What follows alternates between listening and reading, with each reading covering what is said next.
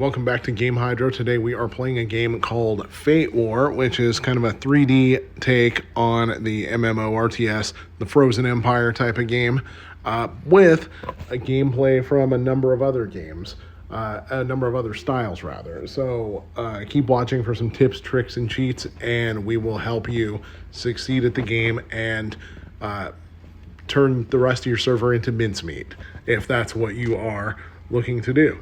All right. Couple important things to know about the game. You can do multiple construction projects at a time without having to pay any money. Not just one. As you can see, you got two buildings that are currently being constructed. When you're a member of a tribe, which is kind of like an alliance in this game, help requests will automatically be sent to your tribe when you start a construction project. You can also spend gems to speed up, whether they're free gems or paid gems, and you get so many free ones in this game, be sure to use them always. But yeah, two construction projects at a time. Make sure to take full advantage.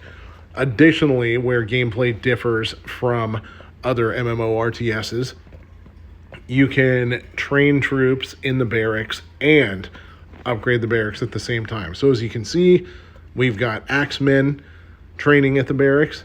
Hit the level up button, and it actually lets you level up. So don't let your barracks levels go neglected, because the higher the levels, the more troops you'll be able to train. Now, to unlock more of the troops, you're going to want to go to the shrine area and start upgrading and leveling up the economic, military, and tribal showdown skills. But in this case, you're going to do the military skills. You're going to upgrade the cavalry attack to 5 in order to get Thunder Cavalry 2. And then you got a whole other tree of upgrades that will allow you to upgrade the stats of each character. And then when you meet the requirements, you can unlock things such as Thunder Cavalry 3, Thunder Cavalry 4, and Berserkers and Beast Riders, number 5 and number 6. Of course, it'll take a lot of time and a lot of knowledge in order to do that. But let's see if we got enough knowledge. Sadly, we do not have enough knowledge. But this is how you upgrade using the Scholar's Circle, fighting on the treasure trail, purchasing in the merit shop, or get it from the hero rental shop / friend shop. And anytime you're missing a resource, pay attention to where you can get it. Next is we're going to talk about the various red dots next to... Actually, first, let's get into how to switch between portrait and landscape mode, how to transfer accounts, and how to put your game in battery safe mode. Tap on your avatar, top left corner of the screen. Under settings, go to system settings. You can change the graphics quality. You can lower it if you want to either save battery or help the game run better on an older device, or if you got a brand new device that doesn't have any problem running these sorts of games, then you can put it to high. Simplified game mode, obviously. Turn off the music if you want to. And then at the bottom, switch display orientation allows you to change it from portrait mode to landscape mode and back. The game will have to restart, though, in order for that to happen. You also have redemption codes. We're going to get into that a little bit later, see if there's any redemption codes that we can give away in this video. All right. From there, be sure to keep your resource buildings completely upgraded as much as possible and upgraded smartly. For example, you got the farm for food, you have the quarry for stone, the lumber yard for wood, and so on. And most importantly, in my opinion, the Scholar's Circle is where you can get knowledge in order to do research. For now, though, hit the upgrade button, and the upgrades are a little more similar here to a tycoon game than to an MMORTS. You can level up the farming rate, transport capacity, the number of farmers, and then you can add more roads in order to increase capacity. Let's do number of farmers right now, because what the heck? After you do that, though, make sure to hit the manage button and add another peasant. Later on, you'll also unlock ox carts, which can increase your capacity significantly. As you can see, increase the capacity by 200. All of those upgrades to resource buildings require coins. So to get more coins, you're going to go down here to the trading house. You'll typically have people in front of the trading house wanting to trade coins for something. Hit the reload button if you don't. Current request will reset after refreshing. Yeah, I'm good for spending gems on that. Especially when I got 70,000 gems and they're only asking 10. Somebody wants food. Quick use. Quick use for the wood, because we have an absolutely stupid quantity of additional wood. And then fulfill. All of a sudden, the coins increase. Do the same thing for all of them. Just keep doing this.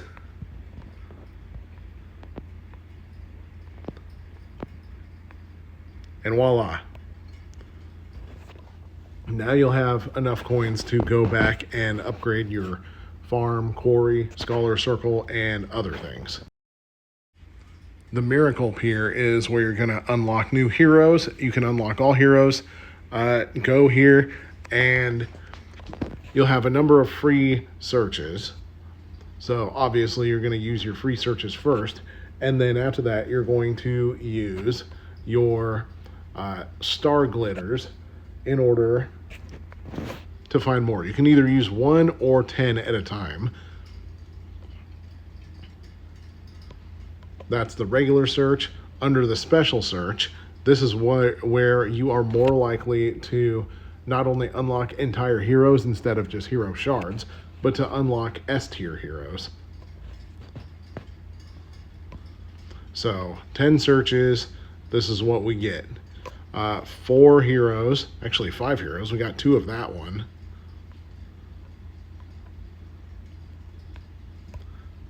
Now, even if you have a lot of heroes, this is good for helping you upgrade your heroes. So, bottom right button. No, not bottom right button. 1 from the bottom right. That's where you can manage your heroes.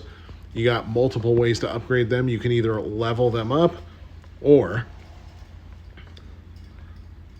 you can upgrade their star rating. So we just got a ton of Elia over here. That because we got repeats of her, we'll be able to use those extra shards to upgrade her star rating. Promote.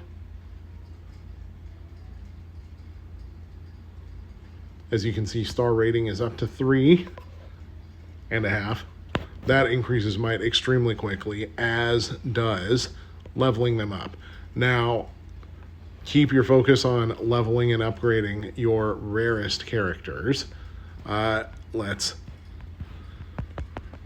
level up a few times.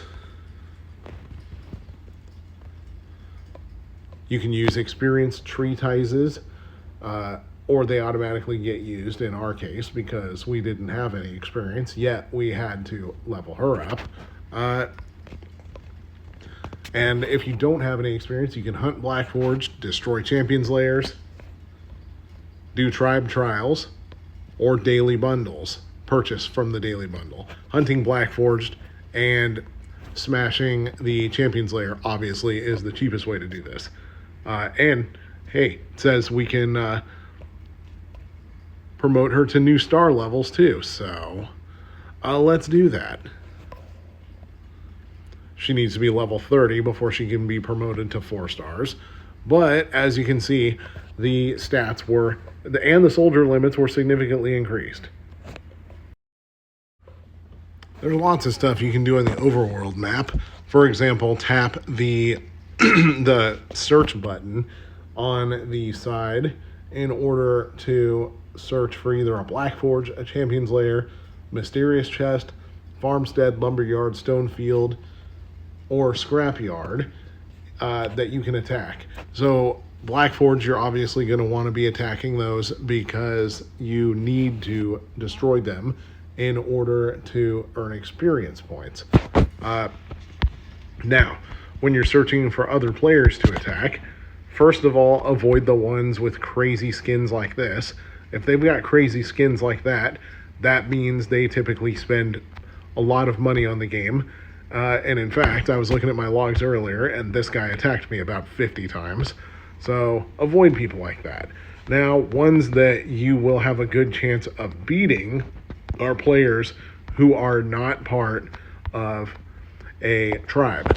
If they're not part of a tribe, and that's one of the earliest things that you're prompted to do in this game. So if you're not part of a tribe, if a player's not part of a tribe, that means they probably rarely play the game, or they stopped playing the game and abandoned it at some point, so the tribe kicked them out for never contributing. That means, obviously, you're going to have to scout them first, because they still may have a lot of troops and a lot of might, or they might not have enough resources to really make it worth it. But if you scout them and you determine that their troops are beatable, you can attack them. Although generally it's a little more useful to attack Black Forged and try to occupy resource buildings and try to knock out champions lairs than it is to attack other players.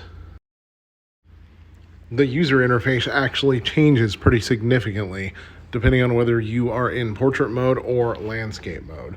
If you're in portrait mode, if you're in landscape mode, then you'll see the quest menu all the time on the left side. You can see it right here. I'm scrolling it. However, you can't see the daily quest menu immediately unless you change it back to portrait mode. Also, on the flip side, if you are in landscape mode on the world map, you'll be able to use the search bar in order to find all these buildings, but you don't have the option to switch between buildings in portrait mode. So the preference is yours. If you want to play one-handed, obviously you're going to do portrait mode, but generally you can access things a lot better on landscape mode, and it's much easier to get things done. All right, so another thing that you want to keep in mind is not only can you collect resources from your resource buildings like the quarry over here, but you can find them sitting around the map too. And the map is big, and it only gets bigger depending on how many areas you occupy. So all these trees here with the yellow swirls around them, those are trees that you can send your villagers out to chop down for free wood. Anytime you see a pile of mushrooms, that will get you free food for cutting it down, or for digging it up, I guess. Just tap it in order to do that, and your villagers will make their way there. Anytime you see a pile of rocks, there's mushrooms, there's mushrooms. Anytime you see a pile of rocks, you'll be able to collect stone or iron. And then, of course, you can find the big runes and stuff on your own and beat up the Black Forge and other various things. So, and if you scroll around, you can actually start a chain of unlimited length that your people will get to as they get to them, basically.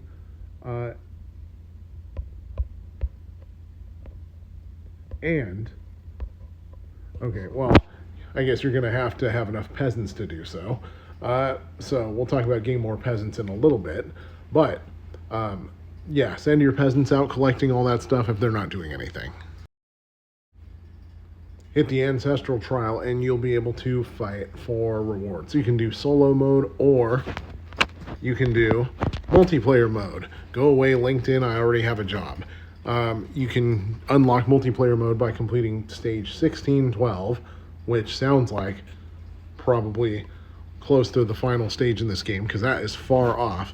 But after stage 1-6, you can unlock auto battle mode. Now, when you're in auto mode, your characters will move by themselves. However, if you turn off auto mode, your characters will stop moving, tap, drag, and you'll be able to target others. So you can turn on auto mode if you want, but if you are preferring your characters to target the same enemy at the same time in order to save power, basically, and to withstand attacks better, then you might want to put it to manual controls. We have some redeem codes that you can use. Go to the top left corner, tap the avatar, settings, redemption code, start typing them in. So here's what we got right now. We got FW Chieftain. Let's try it.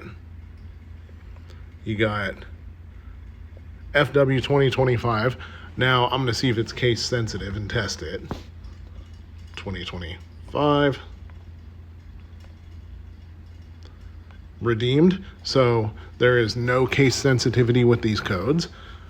You got FW. What is it? Start? Okay, I'll come back to that one. Join now.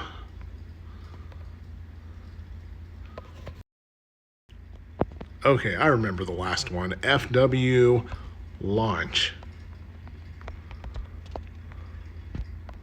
Redeem. So, X out of there. Go to the... No, not there. Go to the mailbox. System. Delivery notice. And this is what we got for each of the four. So, we got star glitters, experience treatises, food bundles, lumber, stone, iron, gems, more star glitter, more gems, construction speed ups, lots of them, and more gems. So use those to your advantage and use every redeem code you can find to your advantage. They do expire after a while, but keep looking for more. You're going to find more. And use these ones while they're still good. You want to get as many peasants as possible and keep them as happy as possible. So to get more peasants, you're going to build more houses. And there's a limit to how many houses you can build until the Chieftain Hall is upgraded.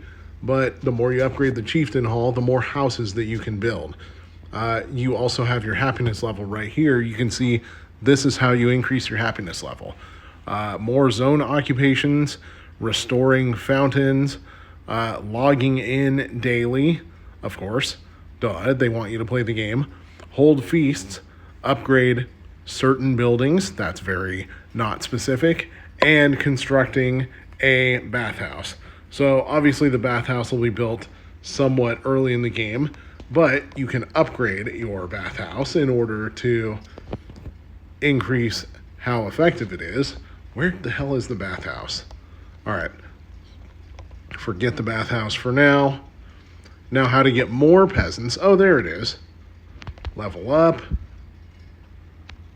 There we go. Next, you can level houses up in order to increase their peasant capacity. This will increase it from 6 to 7, as you can see. Do this upgrade. Oh, queue's full. We'll wait till later. And you can hold feasts. Now, there's no real drawback to holding feasts, so be sure to hold them as much as possible. Tap on the fireplace in the middle. You can hold a feast. And you can do it once every 24 hours or so in order to increase happiness. The higher your happiness is, the more settlers you will attract to your city. You can tell there's a feast because fireworks. Peasant, new peasant, new peasant, new peasant, new peasant. So new peasants will show up over that booth near the feast. This feast. That little dance reminds me of an extra cheesy version of that scene from Frozen. Anyways, Frozen is not a Christmas movie. I am going to die on that hill. All right. Anyway, Die Hard is a Christmas movie. Frozen isn't. Anyways, this is Game Hydro. Thank you very much for watching. Please like and subscribe. And if there's more about Fate Ward that you want us to go over, then be sure to let us know in the comments and we will try to get to it.